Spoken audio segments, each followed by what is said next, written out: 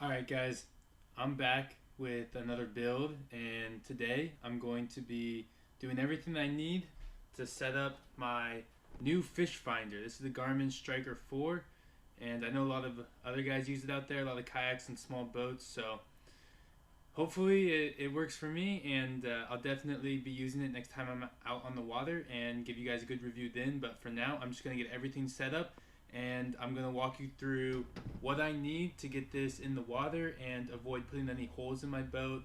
I have a Porta-Bote, so I don't really want to drill into that plastic wall, but this could work perfectly for any kayak or small boat, a John boat, and or any dinghy that you fish off of. So let me just go over what we're going to be using, and I'll get started on this build. Let me go through everything that you're going to need. So I'm going to use a hacksaw to cut the PVC pipe. You can just use a PVC pipe cutter if you have it. These are some miscellaneous nuts and bolts that I'm going to be using to secure the transducer to the PVC pipe. So I just picked these up from Home Depot, and they're both stainless. So hopefully that'll help with some of the corrosion that it'll get out there. I do wash my stuff after every time I go out. So I did opt for the nylon lock nuts. So these are supposed to help with vibration and keeping them on tight. So I know that this is going to be close to my motor, which vibrates a lot. So I went with that option, and hopefully it works out good. I'm also going to use two of these T-fitting PVC pipe connectors. I'm going to be using two of these female disconnects. I think these were left over from a crab snare I made. I'm going to be using just a small strip of this rubber left over from the Porta-Bote transom reinforcement video. You're going to need a pencil and a ruler. You're going to need some drill bits for these bolts here. A tape measure helps a lot. A drill. You're going to need some primer and some glue for your PVC. Speaking of PVC, this is the PVC pipe I'll be using. This is a really long piece, so it doesn't quite fit in the frame, but this is not white PVC pipe. This is gray colored, and this one in particular is UV resistant, so hopefully it'll withstand some of the harsh sunlight out in the water a little better than just that normal white PVC. Alright, moving right along. Next up, I'm going to be using just this rubber bungee cord to secure it to one of the seats in my boat. This is the battery box I chose. Let me give you guys a better picture of it here. So this I bought on Amazon. It's called the Survivor Dry Box, and it has a little compass there, which does point north sometimes. It's my backup compass. We'll just leave it at that. And this box is pretty decent. I think it was about $15 on Amazon, and it just about holds my battery perfectly. It's just the right height, and I think it's going to work out well. It's not going to need too much cushioning. And for the cushioning, I'm going to be using just a little strip of pool noodle as some foam in there to keep the battery from rattling around. But I'll leave the link in the description for this box. And the battery I have is the Expert Power 12 volt battery here, and it's just a standard battery with good reviews on Amazon, so that's the one I went with, and it should be plenty to get the job done. So we'll go ahead and set that over here next to the battery box. And then this is a really interesting piece. This is actually, some of you might recognize this as the mounting bracket for a trolling motor. So electric trolling motors, this one in particular is made by Minn Kota, and they make, the majority of electric trolling motors out there.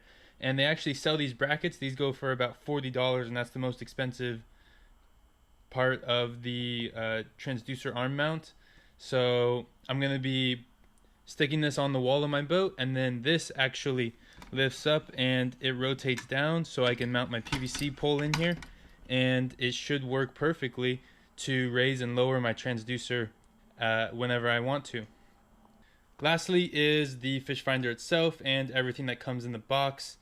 Alright, one last thing I forgot to mention. I'm going to be using this little block of wood, just a piece of scrap wood that I have, because I'm actually going to be mounting the fish finder on top of this, and so I'm going to have this wood underneath the plastic lid to help give the the screw something to hold into.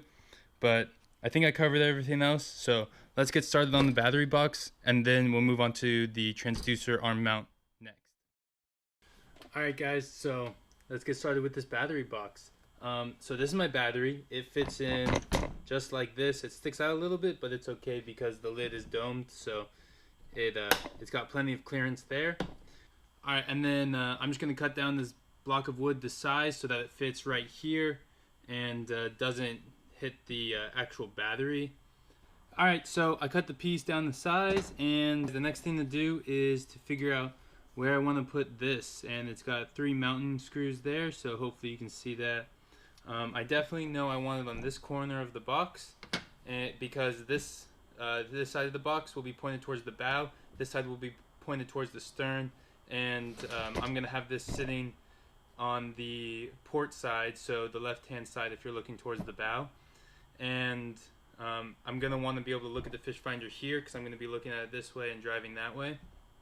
And basically what I'm just thinking about is what is the best orientation of this, so that when I need to take off my fish finder, it's easy to slide it on and off.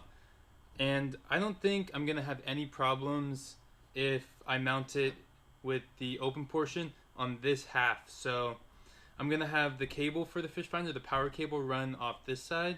And so that's the only thing. I wouldn't want to have to slide it off into the power cable. But other than that, I think anywhere in this general direction is going to be just fine. So I'm just going to go ahead and find a good looking spot, and then I'll just mark the holes and we'll drill them.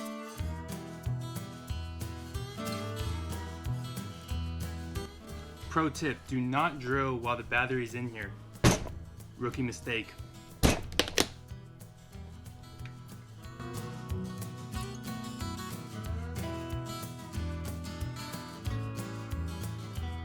Awesome, so now that we have those holes drilled, I'm going to put these blocks of wood down here and drill the holes for them.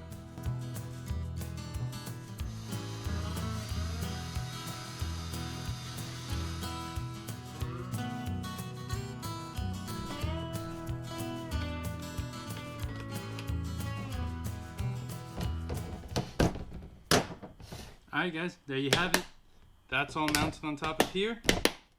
Nice and secure. It's not going anywhere.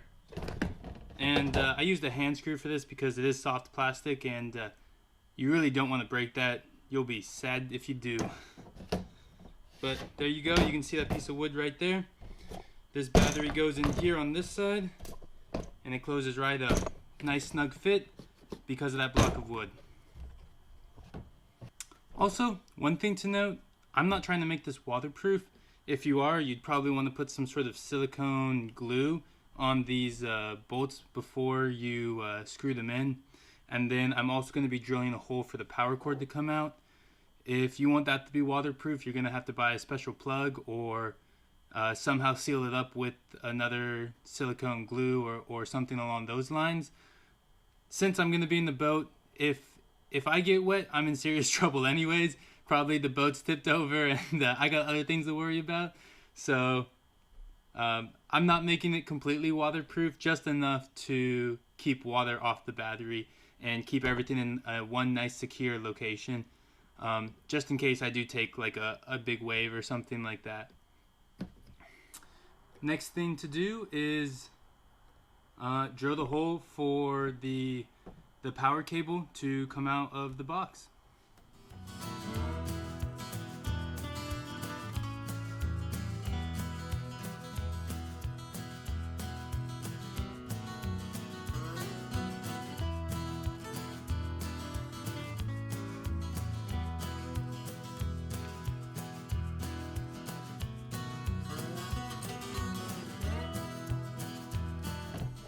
Alright, we got the power cable threaded through. Time to hook it up to the battery. So hooking it to the battery is really easy. This has 4 cables on it, a brown one, a blue one, a red one, and a black one. All you need are the red and black. Just do red on red, black on black, and you'll be good to go. Alright, so to hook up the black and red wires, I'm going to be using 2 of these female disconnects. These ones have a plastic coating, so they're a little hard to see what exactly they are, but essentially you can stick the wire in here, crimp it down, and then these will fit perfectly right here onto the 2 prongs of my battery. So that's all they do, and all you have to do is stick your wire in there, crimp it down. It would be nice to have some heat shrink tubing to put on the outsides of the wires, but I don't have that. I'll just, when I get the chance, I'll wrap it with some electrical tape. And since I don't have a wire crimp, I'll be using the wire crimp 2.0s, otherwise known as vice grips, and we'll see how they work.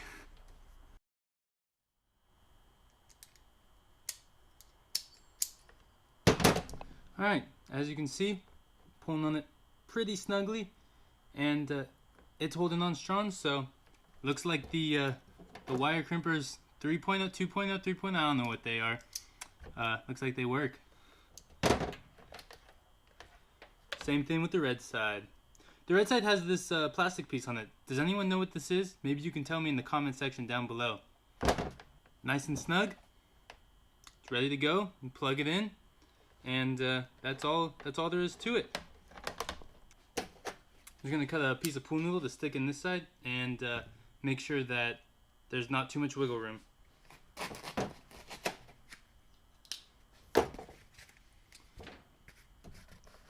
There you go. Look at that.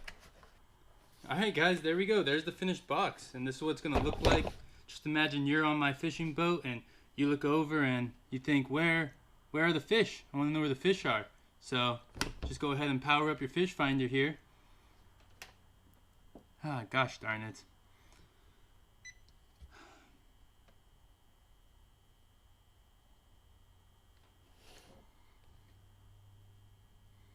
Alright, so just imagine yourself sitting on my boat. So the last little touch on this battery box is I have this leftover little strip of rubber, and I'm just going to cut it in half and place 2 strips on the bottom of this, just right here and right here, to give it a little bit more grip when it's out there on the water. But completely optional step. I'm not even going to measure it. I'm just going to eyeball and give it a cut. Then we'll stick it on. There you go. A couple strips of rubber here to give it a little bit more grip. Wow, it actually sticks pretty well to a washing machine. Don't know how it's going to work on the boat, but hey, we got that done. Let's move on to the transducer mounting arm. Alright guys, I am very excited for this. As you guys can probably tell, this is just a Minn Kota trolling motor mounting arm, and it's going to work so perfectly for my transducer. Essentially what this does is there's a lever here, and you can pull up on that, and this rotates, and as you can see, you can fit a nice tube in there. Hopefully you can see that. And I'm just going to be able to have this horizontal while I'm driving around, and then when I'm ready to go fishing, I can drop this into the water like that, and I can also have it at different angles in case you know, I find that this is hitting my boat, or I want to just angle it out a little bit more. It's just going to be really nice to have. And look at this bracket, it's humongous. This is universal, it can fit on any boat really. So this is just a great option to some other transducer mounting arms that go for at least $100 out there. And this one's only going to cost maybe $50 in total. Just keep in mind, if you're measuring to the top of your boat, this is the top of your boat, not this. So make sure to add this additional 4 inches or whatever it is in your calculations. Alright, I just cut this to size. Let me show you what it's going to look like.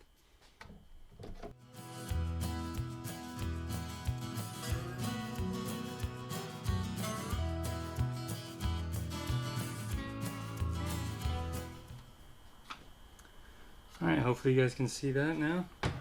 And as you can see, you can just lift it up like that. And then this is where you're going to mount your transducer. Easy peasy lemon squeezy. Alright guys, we're going to be gluing the pieces on now. It's as simple as that.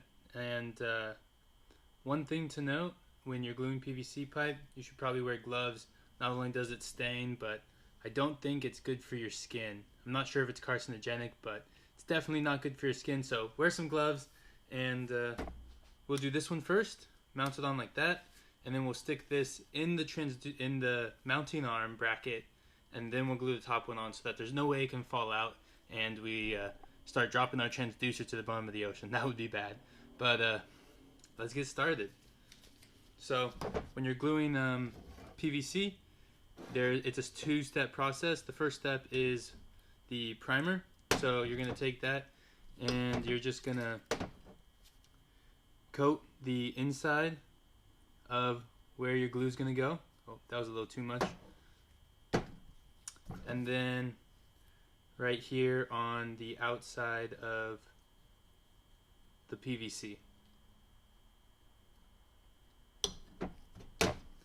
You can give that just a second to kind of do its thing. I don't really know how this works. I'm not a chemist. But then you are going to take the glue part, this second stage, you're going to put it on both, and you're going to squeeze them together and hold for 30 seconds. So, while that one finishes up drying, I will put glue on this guy. And we just go in like that.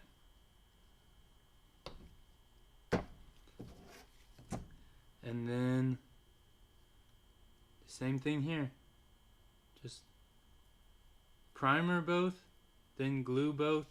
Better get that. And then put them together, and I like to do like a quarter turn. Not sure why. But then just hold it together for about 30 seconds and everything will set. And you should probably use a paper towel so you don't get it on your working surface, but I'll clean those right up. Alright guys, we got that glued on. I got glue everywhere because I put way too much glue on. Less is more, I guess. But now we're just gonna take this and we'll put it in the mount here. And we want to put this piece at a 90-degree angle from that piece, because this is where the cable for the transducer is going to come out, right here in that hole. So we just want to have this mounted at an angle there, and we should be good to go. But same process. Use primer on both, then put some glue on both, hold them together for 30 seconds, and we're about ready to wrap up this project. Alright, the last thing is to drill 2 holes through here to mount this bracket on, and admittedly I should have done that before I glued it on. Oh well, live and you learn, right? So these 2 holes are exactly 1 7/8 inches apart from each other, so I will, that's center to center. I will go ahead and drill those in here, and then we'll put some bolts through, and we'll thread this wire through the tube here, and that'll be about it.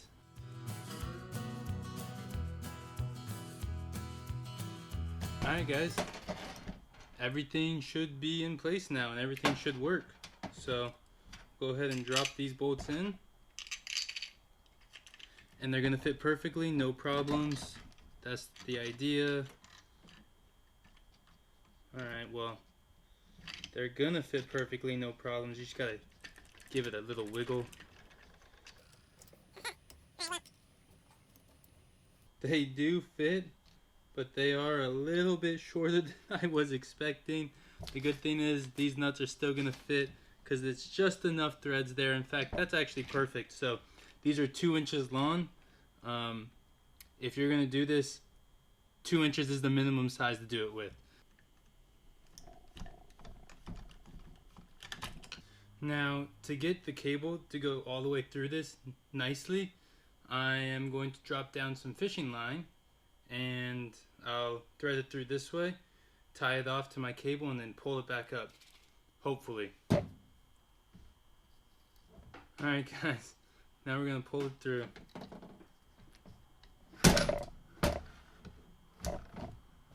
I could make this look a little easier, right? Alright guys, there we go. It's about done. Let me clean up everything here and I'll give you a better look. here it is. This is the bracket that's going to mount on. As you can see, this wire is coming out of this T-fitting here, which goes down this tube out through right here, and there's my transducer. It's still adjustable here. I need to tighten that down, but I'll tighten that down once I figure out what angle I want it at. And then with this extra cable here, I just put a zip tie on it. As you guys can see, this can easily just go down like this when I'm ready to use my fish finder, or when I'm moving to a new spot, I can lift it up out of the water like this. So I'm just going to take this and route it all the way here into the back of my fish finder unit, and that's about it. So there we have it. This is the off the hook style of a clamp-on fish finder and battery box. Thanks so much for watching, and I hope you learned a little bit here. I hope I inspired you maybe with some more creative ways to mount transducer arms here. And if you have any questions about any of the parts I used or any of the techniques I used to make this look, as amazing as it does, just leave all your comments or questions down in the comment section below, and I'll try my best to answer all of them. But thanks so much for watching this build, and have a good day.